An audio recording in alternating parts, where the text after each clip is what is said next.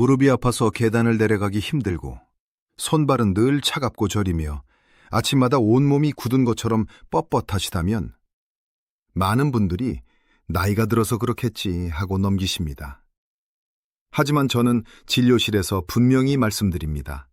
이건 단순한 노화가 아닙니다. 지난달 제 진료실에 오신 김영숙 어르신, 올해 73이신 이분의 이야기입니다. 어르신은 5년 넘게 무릎 통증으로 고생하셨습니다. 아침에 눈을 뜨면 무릎이 굳어 한참을 주무르지 않으면 화장실 가는 것도 힘들었고 계단은 내려갈 엄두조차 못 내셨죠. 손발은 늘 얼음장처럼 차가웠고 몸 전체가 납덩이처럼 무거운 만성 피로에 시달리셨습니다.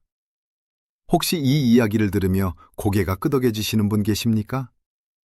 사실 이건 김영숙 어르신 한 분의 문제가 아닙니다. 대한민국 60세 이상 어르신 두 분 중 한 분은 골관절염을 앓고 계십니다. 더 무서운 건 많은 분들이 이 증상을 그냥 나이 탓으로 여기고 방치하신다는 점입니다. 아프니까 움직이기 싫고 안 움직이니 근육은 더 약해지고 결국 작은 문턱에도 쉽게 넘어지게 됩니다. 만약 그렇게 넘어져 고관절이 골절된다면 어떨까요? 현실은 냉정합니다. 수술을 받아도 2년 안에 3분 중 1분은 돌아가십니다. 지금 이 순간 여러분의 무릎 통증은 어느 정도이신가요? 그 통증 때문에 손주와 산책을 미루고 여행을 포기하신 적은 없으신가요?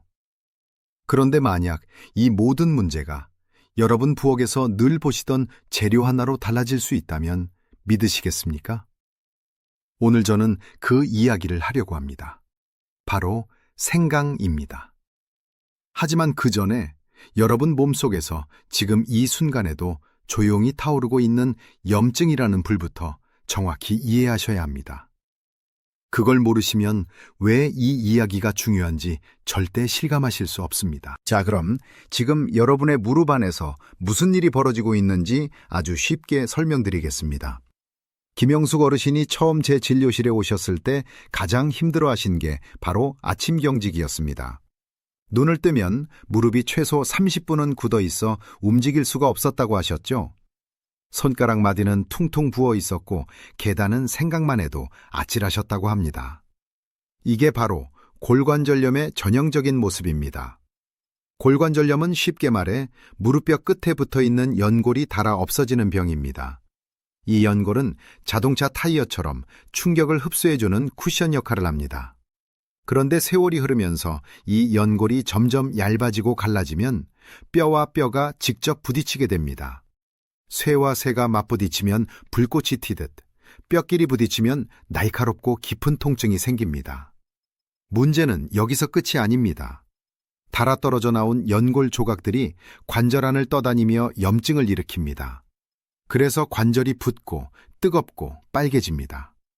김영숙 어르신도 저녁만 되면 무릎이 퉁퉁 부어 바지가 끼는 날이 많았다고 하셨어요. 통증 때문에 움직이기 싫어지고 움직이지 않으니 근육은 더 약해지고 결국 관절은 더 불안정해집니다. 이 악순환이 수년간 반복되면 통증은 점점 생활 전체를 잠식하게 됩니다. 여러분, 이건 참고 견뎌야 할 문제가 아닙니다. 이미 몸이 보내고 있는 분명한 경고입니다. 그런데 더 큰 문제는 이 염증이 무릎에만 머물지 않는다는 점입니다. 김영숙 어르신의 혈액 검사를 해보니 염증 수치가 꽤 높게 나왔습니다.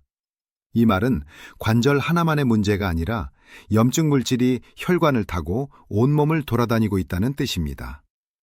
이런 만성 염증은 심장 혈관에 달라붙어 혈관을 좁히고 이미 있으신 당뇨를 더 악화시키며 심지어 뇌까지 올라가 신경세포를 서서히 망가뜨립니다. 겉으로 보기에는 무릎만 아픈 것 같지만 속에서는 전신에 불이 붙어 있는 셈이죠.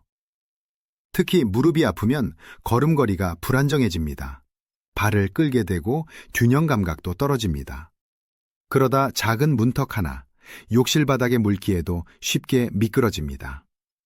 65세 이상 어르신 고관절 골절의 90% 이상이 바로 이런 낙상에서 시작됩니다. 김영숙 어르신도 작년 겨울 욕실에서 한번 미끄러지신 뒤로 밖에 나가는 것 자체가 너무 무서워졌다고 하셨습니다. 혹시 여러분도 혹시 넘어질까봐 외출을 망설이고 계시진 않으신가요? 이 두려움은 점점 움직임을 줄이고 움직임이 줄어들수록 근육은 더 약해집니다. 그리고 이 악순환의 끝에는 우리가 가장 두려워하는 결과가 기다리고 있습니다. 바로 고관절 골절입니다. 수술을 받아도 2년 안에 3분 중 1분이 돌아가시는 냉혹한 현실. 결코 남의 이야기가 아닙니다. 하지만 제가 진료실에서 어르신들께 가장 조심하셔야 한다고 말씀드리는 건 단순히 넘어지는 문제만이 아닙니다. 더 무서운 건 이 만성염증이 조용히 뇌까지 영향을 미친다는 사실입니다. 알츠하이머 치매는 베타아밀로이드라는 독성 단백질이 뇌에 차곡차곡 쌓이면서 생기는 병입니다. 많은 분들이 증상이 나타난 뒤에야 알게 되시지만 사실 이 나쁜 단백질은 치매 증상이 나타나기 무려 20년 전부터 쌓이기 시작합니다. 그런데 몸속에 염증이 많을수록 이 독성 물질은 더 빨리, 더 많이 쌓입니다. 쉽게 말해 염증이 불쏘시개 역할을 하는 셈이죠. 김영숙 어르신도 요즘 들어 깜빡깜빡하는 일이 잦아졌다고 하셨습니다. 가스불을 껐는지 기억이 안 나 다시 확인하고, 약 먹는 시간을 놓치고 방금 했던 말을 또 하게 된다고요. 이런 변화가 단순한 건망증일까요? 저는 그렇지 않다고 봅니다. 무릎 통증, 손발 냉증, 만성 피로, 그리고 잦은 깜빡임은 서로 따로 떨어진 문제가 아닙니다. 모두 같은 뿌리, 바로 염증이라는 신호에서 시작된 연결된 경고입니다. 지금 이 순간에도 여러분 몸속에서는 작은 불길이 타오르고 있고, 그 불길이 관절을 태우고 혈관을 막고 기억을 갉아먹고 있습니다. 이 신호를 외면하면 언젠가는 큰 대가로 돌아올 수 있습니다. 그래서 지금 이 이야기를 꼭 들어주셔야 합니다. 그럼 이제 많은 분들이 궁금해하실 질문을 드려야겠죠? 그럼 도대체 이 염증을 어떻게 잡아야 합니까? 김영숙 어르신도 검사 결과를 보시고 같은 질문을 하셨습니다. 무릎 연골은 많이 닳아 있었고 염증 수치도 정상보다 높았습니다. 그때 제가 어르신께 조심스럽게 말씀드린 것이 바로 생강이었습니다. 어르신은 처음에 고개를 갸웃하셨죠. 선생님, 생강이요? 그 흔한 생강으로요? 네, 맞습니다. 바로 그 생강입니다. 하지만 우리가 알고 있는 생강과 몸속 염증을 다스리는 생강은 먹는 방법에서 큰 차이가 있습니다. 생강을 씹어보면 알싸하고 매운맛이 느껴지죠? 이 맛의 주인공이 바로 진저롤 성분입니다. 그런데 여기 아주 중요한 비밀이 있습니다. 생강을 그냥 생으로 먹는 것보다 말리거나 끓여서 먹으면 이 진저롤이 쇼가올이라는 훨씬 강력한 항염 성분으로 바뀝니다. 마치 생쌀을 그냥 먹을 때와 불에 익혀 밥으로 먹을 때의 차이와 같습니다. 생강도 열을 만나야 진짜 힘을 발휘합니다. 이 쇼가올은 우리 몸속에서 염증 물질을 만들어내는 염증 공장의 스위치를 꺼버리는 역할을 합니다. 공장이 멈추면 관절을 괴롭히던 통증과 붓기의 근본 원인도 함께 잦아들기 시작합니다. 그래서 저는 단순한 민간요법이 아니라 과학적으로 설명할 수 있는 자연 재료로 생강을 권해드린 것입니다. 이 이야기가 단순한 경험담이었다면 저도 이렇게 강하게 말씀드리지 않았을 겁니다. 실제로 여러 연구에서 생강의 효과가 확인되었습니다. 미국의 한 대학 연구에서는 사람들에게 하루 약 2g, 엄지손가락 한마디 정도의 생강을 11일 동안만 섭취하게 했습니다. 그리고 일부러 운동을 시켜 근육통을 만든 뒤 통증을 비교했더니 생강을 먹지 않은 사람들보다 통증이 약 25%나 줄어들었습니다.